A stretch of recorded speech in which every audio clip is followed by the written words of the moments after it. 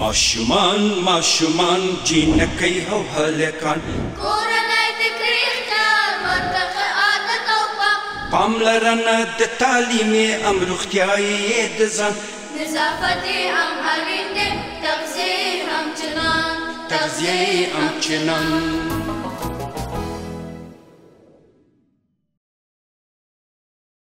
د لوی او پاک الله په سپیڅلي نامه د ځلا ټلویزیون قدرمنو لیدونکو او د راډیو درنو اوریدونکو سلامونه او نیکې هیلې مې منئ. الله دې وکړي چې د ژوند ټولې چارې مو د بریالیتوب خوښیو او کامیابیو ډکې تېرېږي. د رڼا په لور ګرځی میز چې د بېلابېلو روغتیایي موضوعاتو په تړاو جوړېږي او هره اونۍ موږ د یوه ټاکلې موضوع په تړاو تاسې قدرمنو لیدونکو او اوریدونکو سره بېلابېل معلومات شریکوو. خوشبختانه د دې خپرونې کوربه زه ظاهر الله ظهیر یو ځل بیا د یوې نوې موضوع او د یوې نوې برنامې سره حاضر شوی یم. نن خپرونه کې غواړو چې د ماشومانو ته د شیدو ورکولو پر اهمیت خبرې وکړو. ماشومانو ته شیدو ورکول طلایي دورې څومره مهمه ده. هغه میندې چې خپلو ماشومانو ته شیدو نه ورکوي له کومو ستونزو سره مخامخ کېږي او ډېری خلک چې اندېښنه لري چې کله کوچنیان ناروغه وي شیدو نه ورکوي. د دې کار د مخنیوي لپاره څه کول پکار دي؟ په همدې تړاو نن خپرونې ته د کونړ ولایت د ولایتي روغتون د تغذیې د برخې مسؤل ډاکټر صاحب شفیق الله بابر رابللی چې په روانه خپرونه کې به دوی سره د مور شیدو په اهمیت په ګټو او په لارښوونو خبرې کوو. ډاکټر صاحب لومړی ستړي مه شئ، خپرونه ته په خیر راغلی. خیر چې زم بسم الله الرحمن الرحیم د ټول نه مخکې تاسو ته او د ټولو هیوادوالو ته د ځلا راډیو له لارې خپل سلامونه او احترامات وړاندې کوم. خدای دې وکړي چې روغ او جوړ اوسئ. ډېره مننه قدم ډاکټر صاحب چې همیشه زموږ بېلابېلو خپرونو ته راځئ او زموږ له اورېدونکو او لیدونکو سره پاتې کېږئ او ډېر خورا مهم موضوعات تاسې زموږ لیدونکو او اورېدونکو سره شریکوئ. نو موږ خوشحاله یو چې همیشه مو بل نه منلې. ډاکټر صاحب ماشومانو ته د شیدو ورکول څومره اړین دي؟ لومړی په دې تفصیلي غږیږو چې دا څومره مهم دي. لکه څنګه چې ویل چې شیدو او ماشوم د شیدو سره یو تړلی ژوند لري. بله بله. چې څنګه ماشوم پیدا کېږي اول باید په دې باندې خبرې وکړو چې څنګه چې ماشوم پیدا شي. په اول قدم کې چې څنګه ماشوم پیدا شو او قابلې نه ماشوم وچ که، په دویم قدم کې باید ماشوم ته د مور شیدو شروع شي. د واره د مور په څنګ کې واچول شي یا د مور د سینې د پاسه واچول شي او د مور د تې سره ورته تماس ورکړل شي تر څو ماشوم خپل شیده څنګه کې واخلي. دغه شیده چې لومړني شیده دي چې د کولېستروم یا ورګو په نوم باندې یادېږي چې دا ډېر مهم دي چې دغه یو شمېر انټي باډیګانې په خپل ترکیب کې لري چې دغه انټي باډیګانې د ماشوم د دفاعي سیستم د تقویه سبب کېږي او همدارنګه نورې ګټې لري چې هغه د کولمو د حرکت سبب کېږي، د کولمې په حرکت راولي او د ماشوم کولمې چې دغه 9 میاشتې د مور په بطن کې وو همدغسې پاتې وي نو دا په حرکت راځي او هغه اضافي مواد چې په دې کولمو کې وو د دغه شیدو په واسطه باندې د مقعد د لارې بیرون ته څه کېږي اطراح کېږي او دا کولمې دې ته آماده کېږي چې ماشوم د خولې د لارې خوراک یا د مور شیدو وخوري او کولمې هغه هضم او جذب کړي، معده په حرکت راشي او دا په خپل هضمي سیستم په خپل فعالیت باندې شروع وکړي. دغه شیده چې دی په لومړي قدم کې ولې مهم دی؟ ځکه مهم دی که چېرته دا شیده ورنه کړل شي کولمې په حرکت نه راځي او په ماشومانو کې تاسو لیدلي خلکو به مو ویلي درته چې په ماشومانو کې زیړي پیدا کېږي چې دغه زیړي یو پاتالوژیک مرضي دی یو غیر مرضي یا فیزیولوژیک دی. نو هغه ماشومان چې هغه د مور شیده نه خوري هغه ګلوکوز هغه بوتل ورته ورکوي او هغه ورکوي او یا نور شیدو نه استفاده کوي دغه بیا د زیړی د ډېر وخت لپاره پیدا کېږي او مور او ماشوم د ډېر وخت لپاره د مشکل سره څنګه کوي مخامخ کوي. نو دغه د شیدو ورکول یو غټ هدف چې پکې دی د ماشوم د زیړي مخنیوی کوي. مخنیوی په څه معنی؟ هغه د صفرا یا د تریخي نه چې کوم مواد راځي د کولمو ته نو کله چې ماشوم خپل شیده خوري د مور شیده خوري نو دا د کولمو د لارې نه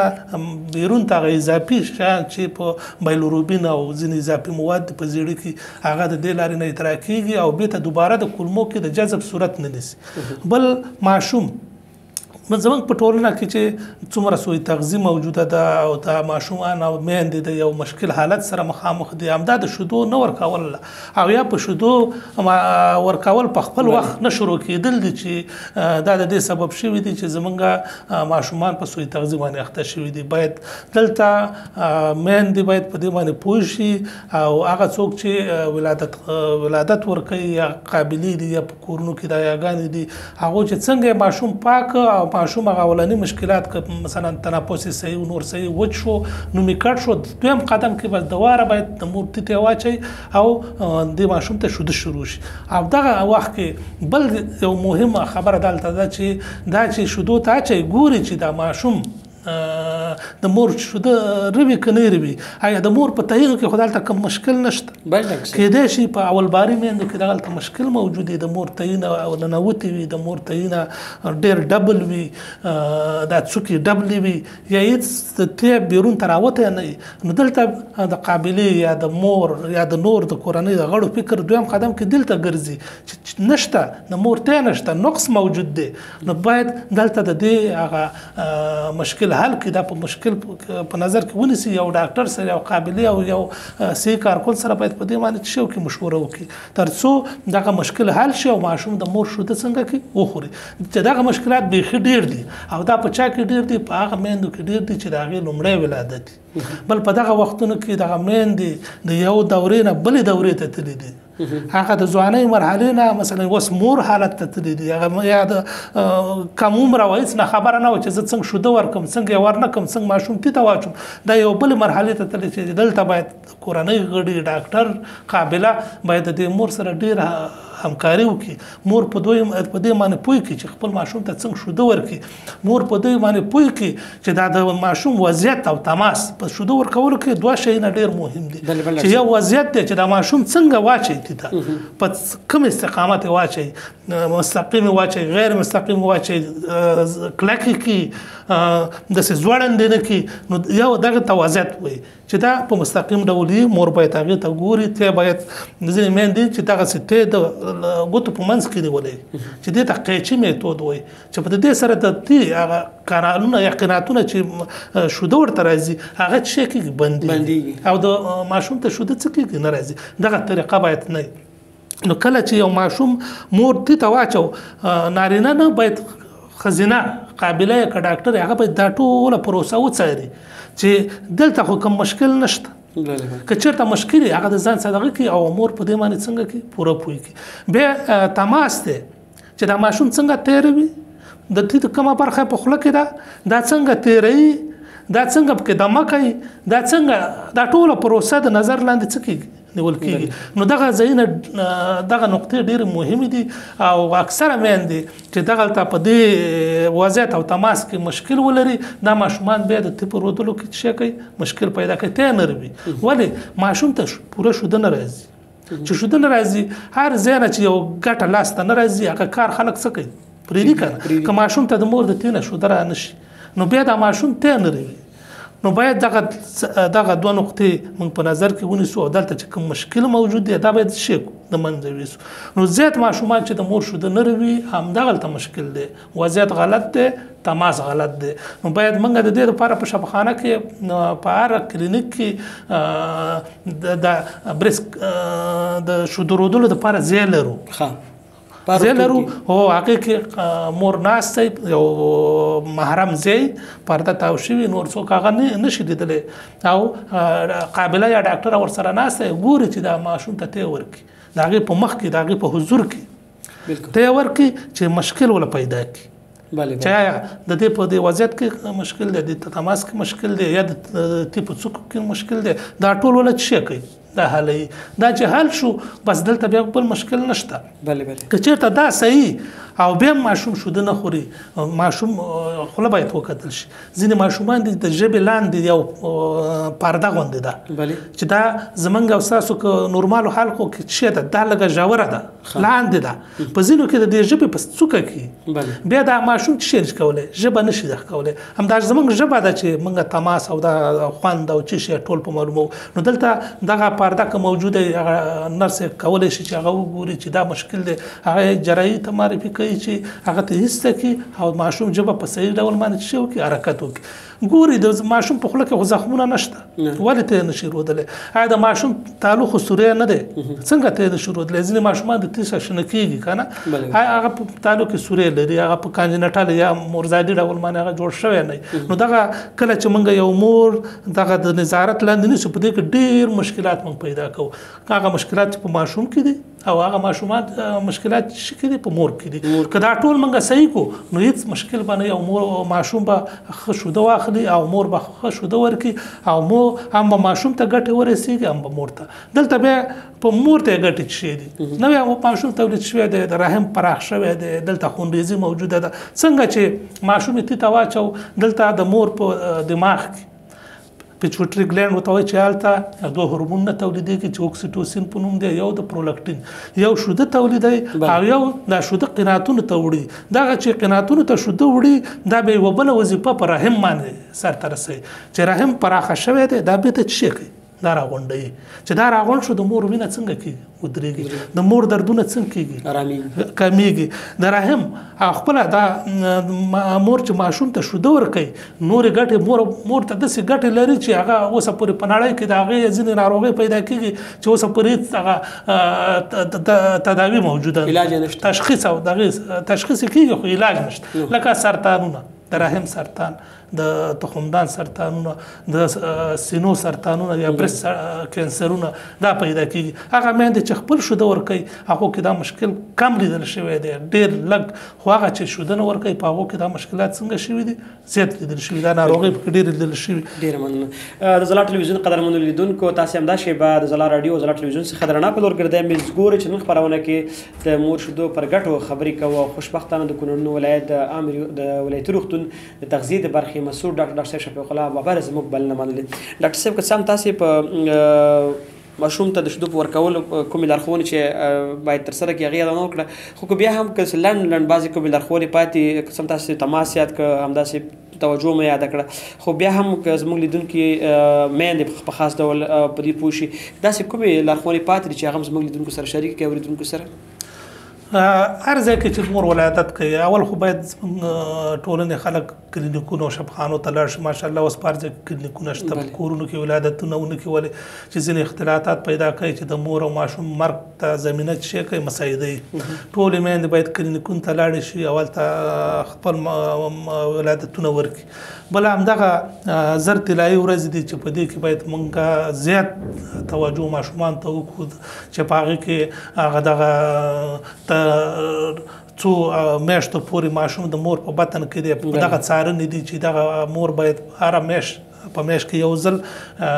ډاکټر ته لاړه شي یا کلینیک ته لاړه شي چې د هغې ماشوم وڅارل شي چې آیا دا ماشوم په دې مور په بطن کې څنګه نشونما کوي دا په ښه ډول مخکې روان دی یا نشونمای خرابه ده ماشوم دغلته په سوی تغذیه اخته شوی دی که نه دی ولې هغه میندې چې په سوی تغذیه اخته دي د هغو ماشومان هم په د مور په بطن کې په ځینې سوی تغذیه باندې اخته کېږي ولې مور هغه غذایي مواد چې دې ته ضرورت نشته دی نو هلته اخته نشي نو باید مخکې د ولادت نه باید مور ډاکټر صاحب په تماس کې په میاشت کې یو ځل لاړه شي اول ته ټول معاینات یې وشي د هغې وزن د هغې قد د هغې د ماشوم وزن د ماشوم هغه وضعیت چې دا ماشوم په کم حالت کې دی دغه ټولې څېړنې باید ترسره شي دلته زموږ خلک دې ته نه ځي وروسته خبر شي بیا چې هله دا 2 ماشومان دي دا 3 ماشومان دي دا څنګه دي که مخکې مور لاړه شي هلته د ډاکټر هغه معاینه کړي د هغې کمخوني د هغې کمخوني دپاره دوا ورکړل شي کوم بل مشکل هغې حل شي د ماشوم هغه څارنه د مور په رحم کې چې آیا ماشوم دې ضعیف دی څنګه دی نو په دې په باره کې ورته معلومات ورکړل شي او هغه غذایي رژیمونه چې ډاکټر یې ورته توصیه کوي هغې باندې باید د کورنۍ غړي د مور سره کومک وکړي او تر څو د مور او د ماشوم خپله د تغذیې د نظر نه څنګه شي ښه شي او هغه مشکلات حل شي بل وروسته د ولادت نه کله چې بیا ماشوم پیدا شو بیا دلته د شیدو ورکول دي مور ته هم توجه کول دي او د شیدو ورکول دي چې خپل شیدو ورکړي ماشوم مور هغه مور ده چې ماشوم ته خپل شیدو ورکوي که شیدو خپل ورنکړي بیا د مور او د بلې ښځې ترمنځ فرق توپیر نشته چې دا بل چا غټ کو که مور غټ کو مور د مور غېږه د څه دپاره ده د مور په غېږه کې ډېر شیان دي مینه ده محبت هغه ډېر خبرې دي چې کتابونه په کېږي خو یو لوی خبره چې شی ده د ماشوم دپاره د مور شوده دي که مور شوده ورنکړي دا مور د ماشوم ته هېڅ هغه لکه د پردی په حیث باندې شی کوي قبلوي نو زموږ د میندو نه غوښتنه ده چې تاسو دا ماشوم چې په غېږ کې نیسئ څومره چې یو شی ځان ته رانږدې کېږي خوږېږي هغه محبت او مینه زیاتېږي نو دا ماشوم چې تاسو رانږدې کوئ او دا تاسو ته رانږدې کېږي یو هدف پکې ستاسو شوده دي چې تاسو خواړه ورکوئ هر څوک چې د یو ځای نه تغذیه کېږي هغه ساحې ته ډېر احترام او دغه لري نو که دا بچي تاسو ته ډېر احترام لري دلته دا ستاسو د شوده دي چې د دې یوه غټه وجه همدا شوده دي چې دوی تاسو ته به ډېر احترام او څه لري نو تاسو خپل بچو ته خپل شوده ورکوئ دا چې نور څه ورکوئ هغه ښه نه دي او هغو ته تاوانونه رسوي او دا خپل شوده ورکوئ چې دا ستاسو په اختیار کې دي هېڅ شی ستاسو په اختیار کې نن سبا زموږ د ښځو په اختیار کې نشته خو دا خپل شوده خو په اختیار کې دي دا باید د خپلو بچو نه څنګه کړي منې نه کړي او دا باید ورته ورکړي یعنې د 2 کالو پورې خپل ماشوم ته څه شی ورکړي شوده ورکړي تر څو په آینده کې د نور حمل نه مخنیوی وشي او بیا چې بل حمل راځي 2 کالو پورې شوده ورکړه بل حمل چې راځي او بیا هغه تولد کېږي بیا به ماشوم د 3 او 4 کالو ته رسېدلی هغه بیا هر څه کولی شي دلته به مور د رواني لحاظه اقتصادي لحاظه دا هم به کورنۍ خوشحاله یا به مور خوشحاله یا به ماشوم خوشحاله نو خپل ماشومان ته باید خپل شوده ورکړي نور څه ورنه کړي خپل شوده څنګه دي په څنګه چې ماشوم پیدا شو په 4 ساعته کې باید د 12 ځل نه دی زیات شوده ورکړي 4 ځلو نه باید لومړۍ ورځ 4 ځلو نه باید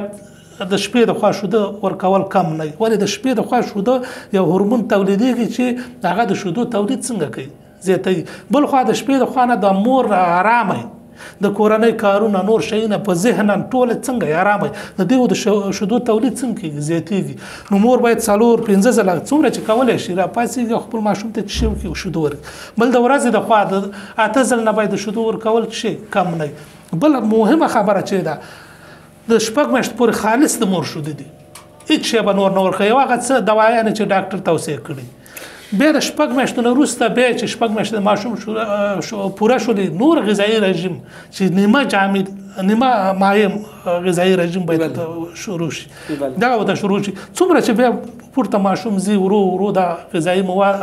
رژیم موږ څه کوو یعنې د کاهلانو په شان کوي او مخکې ځو پسې ولې چې د شپږ میاشتو پورې د دوی نشونمات سرې ده دلته د مور د شیدو تولید زیات دی نو مور کولی شي چې ماشوم په پوره ډول څنګه تغذیه کړي وروسته د هغې نه د مور په شیدو کې کمبود راځي نو د هغې په څنګ کې باید موږ غذا شروع کړي هغه ځای چې کمبود راځي موږ په غذا باندې څه کوو هو میندې څه کوي ځینې میندې دي چې د 1 کال پورې شوده نه ورکوي 1 کال پورې اوبه نه ورکړي نو دلته باید تاسو خپل شوده څه کوي شوده چې کمیږي د هغې ځای په غذا باندې موږ څنګه کوو ډک کړی چې معاوضه شي هغې ته دا نه چې د شپږ میاشتو نه وروسته ورو ورو بیا د مور شوده کم دي او دا ماشوم هم دې شودو ته بیا دغه کړی هم باید شوده ورکړي هم غذا ورکړي باید د دې په څنګ کې اول شوده ورکړي وروسته چې غذا ورکړي نو که موږ همداسې 2 کالو پورې همدا خالص شودو ته واچو نو دلته بیا هم زموږ ماشوم د سوی تغذیه څه کېږي مخامخ کېږي شوده بیا کمیږي که نه د مور شوده څه کېږي ورو ورو د شپږ میاشتو پورې په 100% ته د مور شوده دلته غذا 0 او شوده څه 100 ته ورسېږي دلته چې عمر زیاتېږي د شپږو نه پورته کېږي دلته شوده را کمیږي او د ماشوم ته باید نوره غذا څښي شي څومره چې شوده کمیږي د هغې ځای موږ په غذا باندې ډکوو هو تر 2 کالو پورې دې ته موږ دوام ورکوو تر 2 کاله چې کېږي شوده قطع کوو او بیا څه کوو ماشوم په غذا باندې عادت دی بس غذا به ورکوو ځینې میندې تر 1 کال 2 کاله پورې ماشوم رسېدلی او بله غذا باندې عادت کړی دی دلته هم مشکل پیدا کېږي او ماشوم د سوی تغذیې څه څه کېږي مخامخ کېږي د شپږ میاشتو نه چې ماشوم واوښته تاسو باید په نیمه جامد غذا باندې څه کوئ راواړوئ تر څو هغه د شیدو کمبود صحیح نه د غذا په واسطه ډک شي او ستاسو ماشوم ورو ورو د غذا خوړلو سره څه شي اموخته شي ډېره مننه قدرمن ډاکټر صاحب رښتیا هم چې زه باوري یم زموږ د ټولو لیدونکو لپاره به دا معلومات ډېر زیات مهم وي چې همداسې به دوی په ټلویزیون ګوري او په راډیو مو واوري او ډېری میندې چې دا ادعا لري چې د مور شوده ماشوم ته په ځینې وختونو کې یعنې دوی ستړیا احساسوي یا دوی وایي چې دا بیخي ډېر دي نو دا هغه ستونزې به ټول به دوی په پوښتنې به ځواب شوي زه باوري یم ډاکټر صاحب کله کله میندې بیا دا خبره کوي چې د ماشوم د شیدو په ورکولو په مرحله دوی ستونزې سره مخ کېږي دغه ستونزې شته نشته دی کله کله موږ د ډېرو میندو نه یعنې په خبرېږو یا همداسې چې دوی د شیدو ورکولو پر مهال ځینې ستونزې لري دا ستونزې څومره شته دی نشته دی او یا داسې کوم وخت شته چې شیدو ورکوي او د ستونزې سره مخ شي داسې څه شته که دا عامه خبره ستونزې رقم په رقم ستونزې موجودې دي ځینې ستونزې دي چې مور په رواني ناروغۍ وخته ځینې ستونزې دي چې مور د مخکې په خبره کړې مشکلات ولري ځینې ستونزې دي چې ټولنه کې ځینې خلکو ورته ویلي چې هله ته خپل شوده مه ورکوه دا ستا شوده دې له بدېږي مور کې ماشوم مثلا زیړی ونیسي ځینې ټولنو کې ورته وایي چې ته خپل شوده مه ورکوه دا ستا شوده ورته څه شی شوي دي دې ته دا بچ شوي دي او ته خوراک مه کوه غوړی او شیونه مه خوره چې دا ستا ماشوم مریض شوی دی ته ستا په شیدو داسې خلک ښځې موږ ته راغلي چې یو چا ورته ویل ستا په شیدو باندې پیران ناست او ته دا شیده مه ورکوه ځینې میندې راځي چې هغه نورې ناروغۍ ماشومان لري ماشومان یې مړه کېږي مثلا ځینې رقم په رقم ناروغي دي یا بې وخته پیدا کېږي چې شی کېږي بیا د کورنۍ او د ځینې خلکو د خوا نه دا شوده په بند شوي چې دا ستا شوده خراب دي دا ستا بچي چې مړه کېږي دا څه شی دي شوده دې خراب دي هېڅ کله شوده استثنایي حالات چې ځینې مور ځینې داسې دواګانې وخوري چې هغه د شودو د لارې ماشوم ته تېرېږي او د ماشوم ته د مرګ خطر موجود وي د هغې نه غیر هېڅ کله د مور شوده ماشوم دپاره دغه نه دي بند نه دي بل ځینې شوده شته چې ځینې وخت کې ته زیړی پیدا شي خو هغه داسې نه دی چې هغه په دوامدار ډول دی هغه یو ورځ یا دوه ورځې شوده قطع کېږي کتل کېږي چې د ماشوم دا زیړی اوس کته راځي که نه راځي چې کته راغی نو دوه درې ورځې هغه د مور شوده منقطع کوو بېرته ورته شوده څه شی کوو شروع کوو ځینې مواد دي چې د وجود کې موجود نه وي او د هغې سره بیا دا پیدا کېږي نو د مور شوده باید هېڅ کله که بیا قطع کوي یو متخصص ډاکټر ته باید لاړ شي هغه باید وګوري چې نقصان چېرته دی آیا د مور شودو کې نقصان شته که نشته که چېرته نقصان یا دا کومه دوا خوري او هغه ماشوم ته ځي د شودو د لارې او د ماشوم د ژوند تهدید سره مخامخ کوي نو په هغه وخت کې موږ باید شوده څنګه کړو د مور قطع کړو نور په هېڅ صورت باید موږ د مور شوده څنګه کړو قطع نه کړو بالکل ډاکټر صاحب قدرمن شفیق الله بابر ډېره زیاته مننه ډاکټر صاحب ناروغ ماشوم ته موږ شوده ورکولی شو که نه ډېری ماشومان چې یا ناروغ وي ناروغۍ په مهال هم د مور شوده اړین دي ورته ماشوم ته که نه د مور شوده په هر وخت کې اړین دي مخکې وویل خو ځینې ناروغۍ دي ځینې ناروغۍ دي چې اوس یو ماشوم بې حاله بې هوشه دی موږ بیا په خوله کې شوده د مور نه ورکوو مور ته وایو چې ته یې مه ورکوو بیا موږ انجیټوب یا یو پیپ دی چې د پوزې د لارې معدې ته تېروو مور ته وایو چې ته شوده رالشه په یو لوښي کې او د دې پیپ د لارې بیا ورته ورکوې کله چې د مور خپل شوده په یو شي کې تخلیه کوي د مور شوده هم لکه ماشوم ته چې ته ورکوې هغه تخلیه کېږي دوباره نور شوده په مور کې جوړېږي نو دا به موږ د پیپ د لارې ورکوو چې هغه مرضي حالت دی چې ماشوم بې حاله بې هوشه دی ولې د خولې د لارې نشي خوړی که د خولې د لارې ورکړي سږو ته ځي او د اسپایریشن خطر ورکوي ماشوم په خوله کې زخمونه لري خوله زخم لري چې هغه ځینې ناروغۍ دي که مور ته یې ورکړي هغه د مور ته یې هم پاخته کېږي نو مور ماشوم ته به چې شوده مور ته چې شوده په لاشه په یو شي کې او د قاشغې په واسطه باندې ماشوم ته څه ورکه یا ځینې ماشومان دي چې تالوی سوری دی که د مور ته یې ورکوي اسپایریشن ورکوي په هغه صورت کې پس ځینې استثنایي حالاتو کې نو موږ د مور شوده مستقیما د ټي په واسطه نه ورکوو یا خو په نورو ناروغیو کې که دغه حالتونه چې ما ویلې دا نه په نورو ناروغانو کې کله چې ماشوم ناروغه شو که مخکې یو ځل شوده ورکول اوس بیا 3 ځله ورکوي په ناروغي حالت کې میندو ته باید ښه غذا ورکول شي چې میندو شوده زیات شي او دا مور دا ناروغ ماشوم زر تغذیه کړي تر څو دا موړ شي تغذیه صحیح شي د معافیتي سیستم قوي شي او دا د ناروغي وسط شي او مجادله وکړي او دغه ناروغي په اسانۍ سره په کم وخت کې د منځه لاړ شي نو ټول هغه ماشومان چې ناروغ وي تاسو میندو ته دا مه وایئ چې تاسو شوده ورنکئ میندو ته ښه غذا ورکړئ هر غذا چې دغه غوړي او شی نه دا دومره دغه نه دي چې که دغه غوړي ونه خوري نور د دې د وجود نه نور هغه مغذي مواد چې دي هغې کې غوړي او شی نه په شودو کې هغه څومره چې په شودو کې لازم دي هغه په یو صورت کې که بار نه اخلي او بار نه وانه اخلي د وجود نه جوړېږي او په هغې کې دغه کېږي الله تعالی په خپل اندازه جوړوي او تر څو د ماشوم ته ضرورت دی په هغې کې تېرېږي نو په ناروغۍ حالت کې باید مونږ د ماشوم تغذیه نور هم زیاته کړو هغه ماشومان چې د مور تېره وي مور ته باید مونږ هدایت وکړو چې زر خپل ماشوم ته شیدې ورکړي او دا دغه تغذیه حالت یې څنګه کړي ښه کړي که شیدې ورنه کړي یو خانه ناروغي شو یو خانه بې اشتهایي شو یو خانه د شیدو نه ورکول شو موږ خپله دا ماشوم د مرګ کندې ته څنګه ورټیله کو نو دلته باید د ناروغي په حالت کې زر باید موږ شوده ورکو او ترڅو ناروغ مور شي او د مور شوده قطع نشي. ډیره مننه قدرمن ډاکټر صاحب. درنو لیدونکو او اوریدونکو تاسې 9.2 ځلا ټلویزیون ګورئ. د خپرونې د بحث موضوع مو ده ماشوم ته د مور شوده ورکول اهمیت په اړه غواړو چې خبرې وکړو. تاسې هم خپرونه تر پایه وګورئ. د خپرونې وروستۍ شېبې ته هم رانږدې شوي. ډاکټر صاحب ماشوم ته د پوډري شوده ورکول کوم اړتیا شته نشته دی او څومره ضررونه لري؟ اړتیا خو په فکر کوم نه لري ځکه ډېر مضر دي د ماشوم لپاره دغه شوده. ځینې استثنایي حالت د ځینې داسې میندې دي چې هېڅ هغه ډېرې کمې دي چې راځي چې هېڅ هر څومره هغه تجربې که پوه شي دغه شوده نشته نو بیا په دغه وخت کې ماشوم د 6 میاشتو نه ښکته دی نو که په دغه وخت کې خو اصلا په اسلام کې هم دا ده که خپله مور شوده ونه لري باید په میړه باندې دا حق دی چې دې ته یو دایه ونیسي او د هغې شوده ورته ورکړي یا یو بل څوک دا په دغه واخلي چې د ماشوم ته د مور شوده ورکړي. که دغه پیدا نشي نو بیا دغه یو مجبوري حالت دی چې موږ ورته به شوده مصنوعي شوده یا پوډري شوده څنګه کو هغه ورته توصیه کو او هغه په څه طریقه ورته وښیو چې په کومه طریقه یې ورکړي. هغه باید د چوشک او د دې د لارې نه ورنه کړي. هغه باید په څومره اوبو کې جوړ شي هغه طریقې ورته وښودل شي او هغه د پیالې او ګیلاس د قاشق او ګیلاس په واسطه باندې ماشوم ته څنګه شي ورکړل شي. نو دغه طریقه ده هغه استثنایی حالت دی او بیا د هغې نه بیا دغه مصنوعي شوده د تاوانونه زیات دي. یو اقتصادي مشکل دی چې خلک نشي کولی هغه واخلي. بل خوا نه د امتحاناتو څخه دغه کېږي که اوبه جوړه وکیدی شي هغه زموږ نه منته نه شي. دا چې په قاشوغه ورکوه قاشوغه د شپې د خوا مور څنګه پاتېږي وینځي ټول خلک خو هغه دغه حفظ الصحه نه مراعتوي نو زموږ نه میکروبي کېږي دا شی نه چې میکروبي شو په اسهالاتو او په کانګو او د هضمي سیستم په مختلفو ناروغیو یا د شپې د خوا ماشوم پروت دی په خوله کې ولا په قاشوغه شي ورکړي اسپایریشن ورکړي نمونهګانې به ورکړي اسپایریشن نمونې ورته د مرګ چانس پکې ډېر دی.